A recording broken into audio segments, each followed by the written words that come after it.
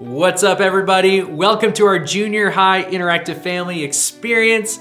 My name is Pastor Ethan, and I'm so excited you and the family are participating today. I have some super exciting news. Next Sunday, February 28th, junior high is back in person. Yes, that is right. This past Tuesday, Windsor, Essex officially transitioned back into the red zone, which means we can begin to use the church building once again for in-person ministry. We are so excited to see you in person, either in our 9 a.m. or 11 a.m. gatherings. I can't wait. Now, just a few things to remember when you come back. Number one, you've been at home for a really long time and haven't seen anyone maybe other than your family in person, so that means you've likely rocked out in your PJs for most weekdays. So don't forget that you'll be seeing people outside of your family, and maybe you want to change out of your PJs before you come back. Also, you haven't had to interact with people outside your family, so I want to remind you that a friendly wave and a hello is how you greet someone. It's been so long that maybe you've forgotten. A third helpful tip: you've been stuck with your siblings for what feels like decades, even though it's been a couple months. So lots of arguing, fighting, and them being so incredibly annoying. So when you come back to junior high, just remember that the people you see aren't your siblings, and it's okay to be nice to them and not automatically drop kick them when you see them. I hope that is helpful as you return this coming Sunday. Now, maybe you're thinking, I am so excited to come, but are there any new COVID protocols? Well, for junior high, we have one minor change from the fall. We will be asking everyone to wear a mask for the full duration of your time in the building. In consultation with our board and the Windsor Essex Health Unit, it's in the best interest of both our church and our community, and so we wanted you to be aware of that as we reopen. We are so excited to see you. We can't wait to have you back. Now, for those of you who may not be comfortable returning to in-person gatherings, no problem. We will still be offering our online interactive family experiences every week. And even if you do return back to the building, parents, I want to encourage you to still have those discussion questions and conversations at home. You'll still receive the weekly emails with the discussion guides so that you're able to create that time and space to invest spiritually in your student. Okay, let me tell you really quickly what you can expect for today. We are gonna have some family competition. We're gonna wrap up our series called Awkward, and then all throughout our teaching video today, we are gonna pause for some discussion time that again is gonna be led by parents. Now, for the parents in the room, today, as we said, you are gonna lead your students in a few different activities and discussions, and those activities can be found and downloaded from an email that I sent out this past week. If you didn't get that email, make sure you let me know so we can add you to our mailing list. The best way to do these interactive experiences is leading those activities and discussions with your student. In fact, it's the entire reason why we do this every week, so that you can have a clearer window into the spiritual development of your student and to create a space where you're helping them grow into everything that God created them to be. So if you need to pause the video and go download those activity pages, please do so now.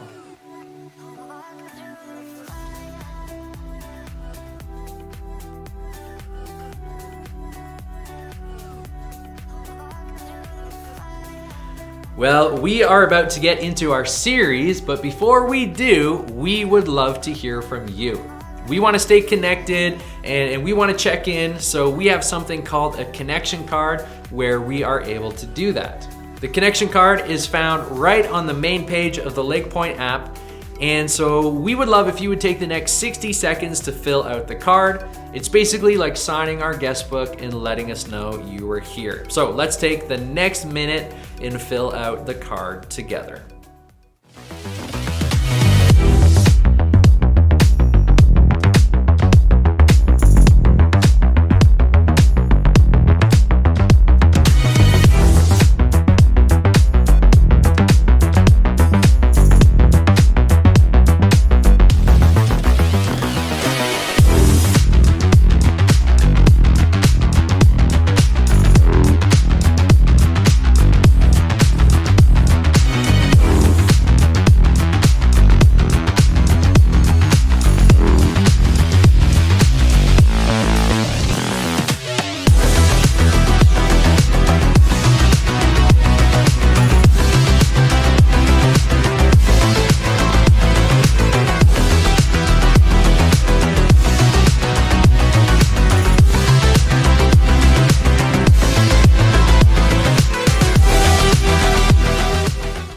Thanks for completing the connection card and signing our guest book.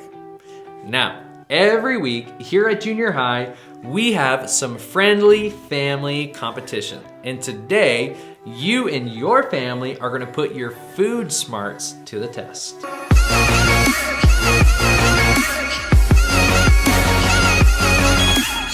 All right, today's competition is called Name That Food.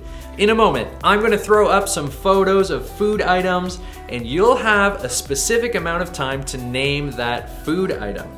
If you name it correctly, you'll get a point. Now, the family member who names the most amount of food items correctly will be this week's competition champion. It sounds simple, but maybe I'll throw in a food item like the Australian witchetty grub. So make sure you bring your A game. All right, here we go with food item number 1.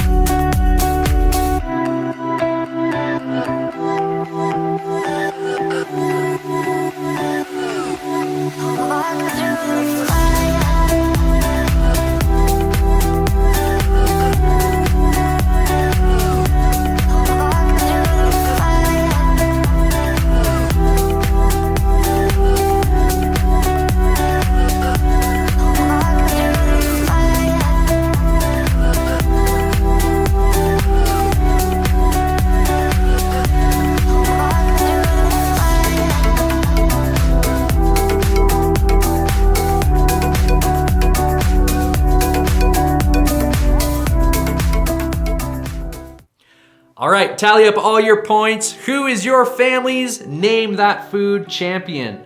Let us know who won by taking a photo of you and the family participating and post it in our LakePoint Junior High Facebook group, or you can just email it to me at ethan@lakepoint.church. Everyone who submits a photo will be entered into a draw to win a $10 gift card to the store or restaurant of your choosing. So feel free to press pause and take the next few minutes to go and do that. All right, we are gonna switch gears and head into the teaching portion of junior high. Now parents, if you haven't read my email that I sent out at the beginning of our series, or if you haven't downloaded the weekly discussion and parent guide, we launched a 4-week series called Awkward that's all about the attraction and desires of your student. So if you haven't read that email, it's not too late to pause this video and take a couple minutes to go and read it now. If you didn't receive it, check your junk mail folder or click the link right below this video and it'll take you right to that email. It is so important that you pause the video and read that email before continuing.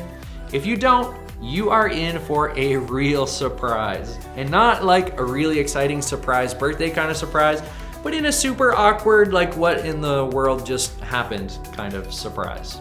So pause the video if you haven't read that email, or just click the link below me, and again, it'll take you straight to it.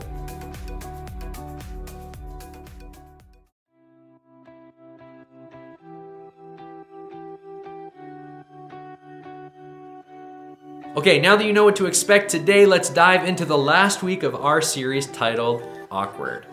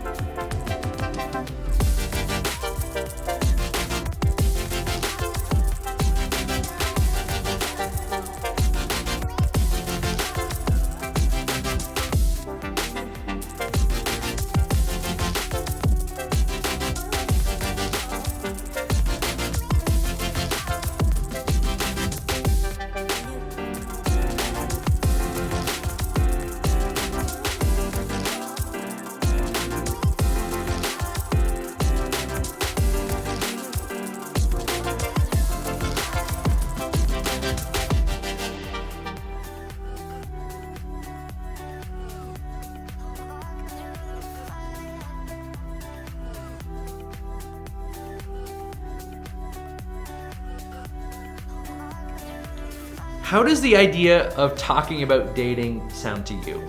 Well, I'd guess it's mostly depends on who you're talking with about it.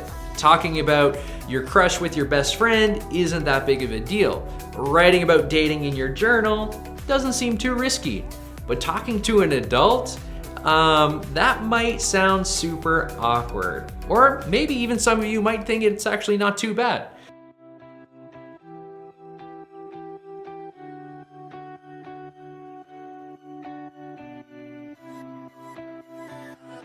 But no matter how you feel about it, we think talking about dating and our desires and attractions and all that stuff is way too important to skip over. Now, we know that not everyone watching today is allowed to date yet. And we know that not everyone watching wants to date yet. But we think it's important to have these conversations like this one here at junior high because we want the best for you in all things, including dating. And we also know that what's best for you when it comes to dating can be difficult to figure out on your own. You know, we see movies, TV shows, and social media influencers, and they give out these, too good to be true images of dating relationships all the time. But here's the thing. Dating and relationships aren't always picture perfect. You actually may have experienced this in your own relationships or have noticed it in the adult relationships around you. They can be awkward. They can be frustrating, disappointing, confusing, messy, weird. The truth is, relationships can be less than perfect sometimes. Let me show you an example of what I mean. Corey, would you just talk to me? I can't. Don't you think I want to? I mean, in my head, this is so easy. I've said it all summer long, 1,000,000 times. Said what? I can't say it now, here, with all these empty chairs around. Corey, it's just you and me. We've known each other our whole lives. We've always been able to talk. That's what's making this so hard now. It doesn't have to be.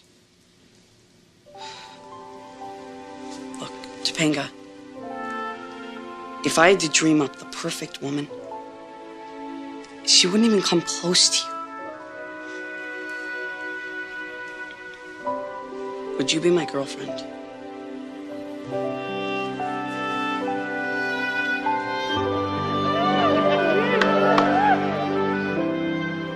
Yes or no?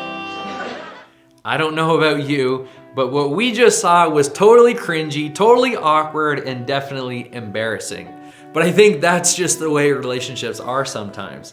They don't always turn out the way we expect them to, and they aren't always picture perfect. If you haven't experienced a similar situation to what we just saw, I guess you could probably talk to almost any adult or older teenager in your life who has their own less than perfect dating story. And that's because dating has just the potential to be awkward. But knowing that, many of us still probably have an idea of what we hope in a dating relationship. Maybe right now we feel like we're ready to date, but we just aren't allowed to. Or maybe dating is all our friends seem to be talking about, but we just don't really, care all that much. And maybe we want to date someone, but no one's really seemed to notice us yet. Or maybe we've just started dating for the first time.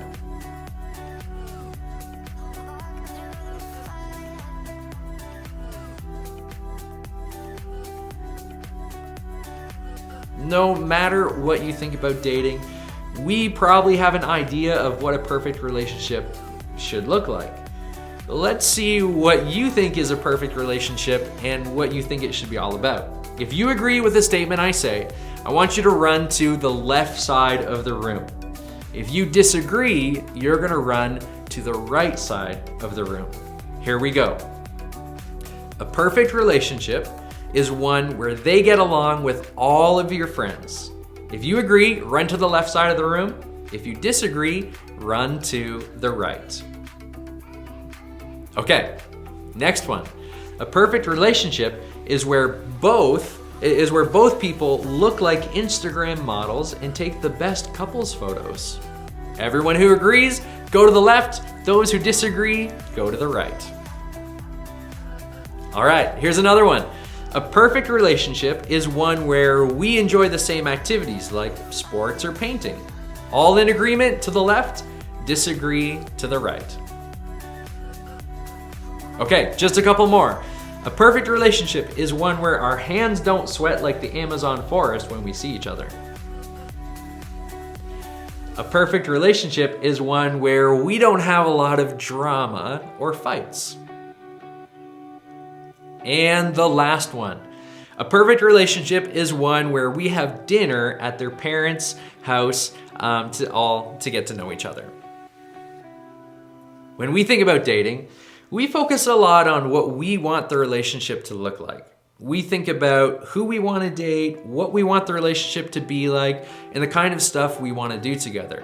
And while all that stuff is definitely important to consider, I think when it comes to dating and relationships, we often forget to ask what we should be focused on before we even start dating. It's important because our answers impact what dating looks like for us and even who we choose to date.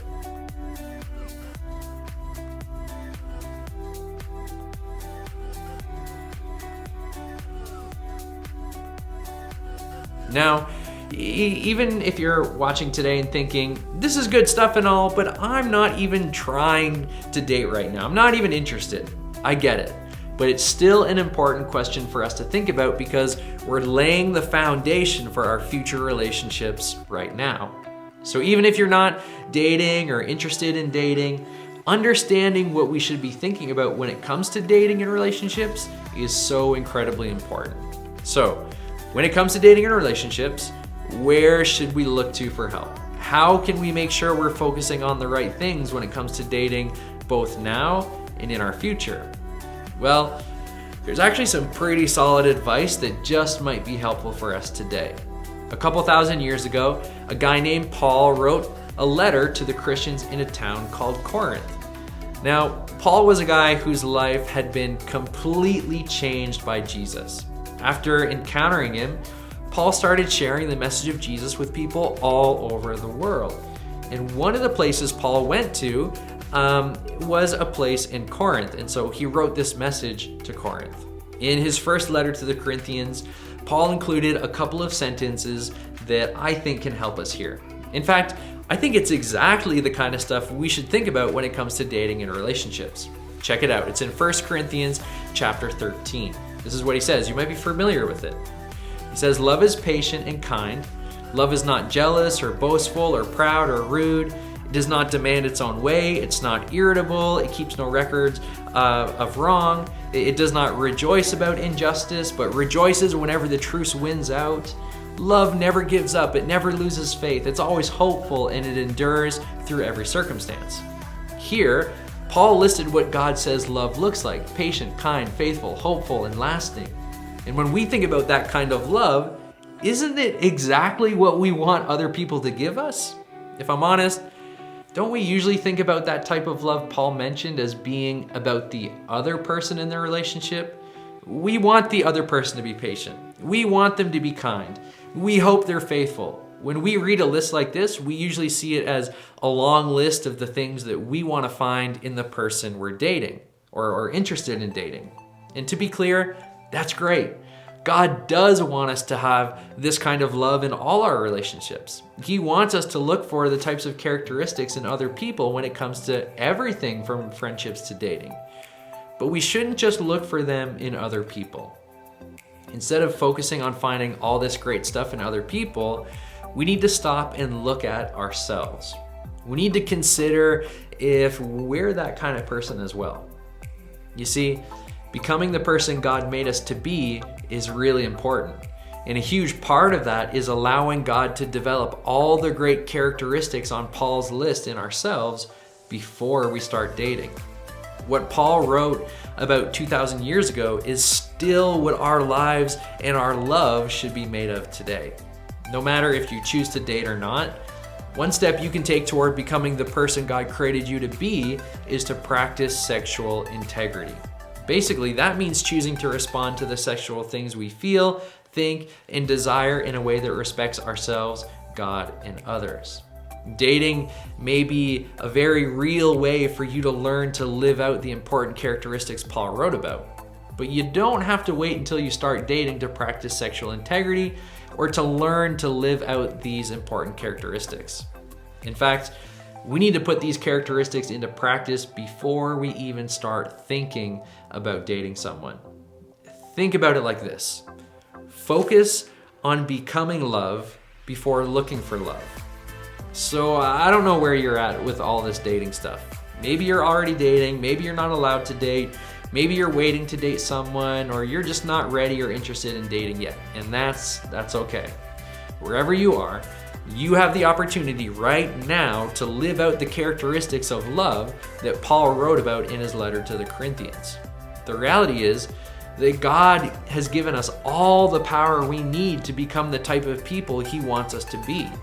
So instead of using dating as a way to look for the right person, let's focus on developing the characteristics of love that Paul listed for us. Let's focus on becoming love before looking for love. So, how in the world do we do that? Well, first, pick one of the characteristics on Paul's list that you want. Something that you want to develop in yourself. Maybe you could use more patience, or you'd like to be quicker to forgive, or you want to cut back on the rude comments you make to those you care about the most. What if you just started by picking one characteristic in yourself that you want to grow? Then, practice what you pick. Seriously, try it. If you have a tendency to be rude to those you love, practice giving compliments to them on purpose. If you tend to be impatient, practice being patient in your responses to people this week. Or instead of holding a grudge, practice bringing up and talking through something that hurts your feelings. Now, none of this is easy, but all of it can be so incredibly good. Real love takes a ton of work, but if we're gonna become love before looking for love, we're gonna need to focus on growing the characteristics necessary to be the type of person that we want to date and that God wants us to be. A person who is kind, patient, honest, humble, hopeful, and all the other things that Paul mentioned. Look, dating can definitely be awkward, but it doesn't always have to be that way. And when you choose to focus on the stuff that is important before you start dating, you're taking a step in the right direction. When you develop the characteristics God wants you to have and to treat the other person the way He created you to, it can help you practice sexual integrity both now and in future relationships. Just imagine if for you, dating could be a really positive experience for both you and the person you're dating. Even if you're not dating yet, what if focusing on becoming the living person God created you to be could set you up for a better dating life in your future? Imagine if choosing to focus on becoming love before looking for love set you up to have the best dating life possible. I know it might feel early to talk about dating for some of you, but it's never too late to become the person God created you to be. And that's why we've spent the last 4 weeks talking about sex and desires and attractions here at junior high. Even though these topics can be awkward to talk about, I really believe that they are important conversations that we need to have, especially at this age and stage of our lives. And we really don't want the conversation to stop here. Keep the conversation going with your parents and small group leaders when you return to the church next week. What's one characteristic you want to develop in yourself?